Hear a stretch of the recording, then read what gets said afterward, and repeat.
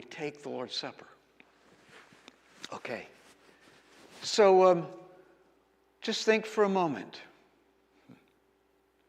You've got all of these different Jewish people. What's the condition of their heart? Well, they're in different places. There's some of them that are devout Jews, and what that means is that they were really serious about worshiping God, and they had devoted their lives to keeping the Torah. There were others of those in that Jewish group that were not that devoted, but they were there, and something that you had to do as part of their heritage. And there were others that were there that maybe really were just nominally Jewish. I mean, it was their heritage, but they really didn't practice hardly at all.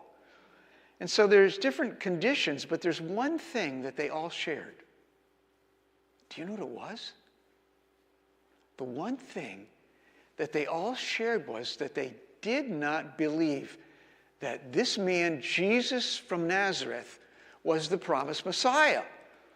In fact, not only did they not believe it, but several weeks before, many of them had been yelling, crying out, "Crucify him, crucify him." So there was this deep animosity in many of them against Jesus, and others, there was no desire to want to even pursue, like, was he true or not? They just didn't even care. So that's the condition of their heart.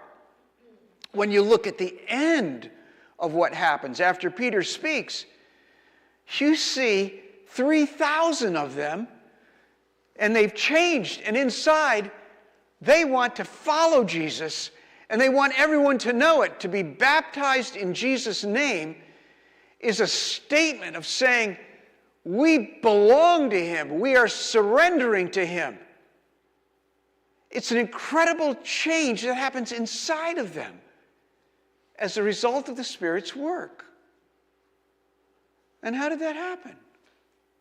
Well, the first thing is that Peter started speaking to them from the book of Joel. And what you see is in Peter's talk, he's talking from the Old Testament. He uses passages from Joel, passages from the Psalms that talk about David and talk about the Messiah.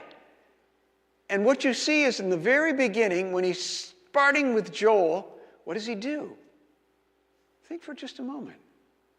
He first wants them to understand that all that they've seen just then, Pentecost, with the tongues of fire and people speaking in all these different languages.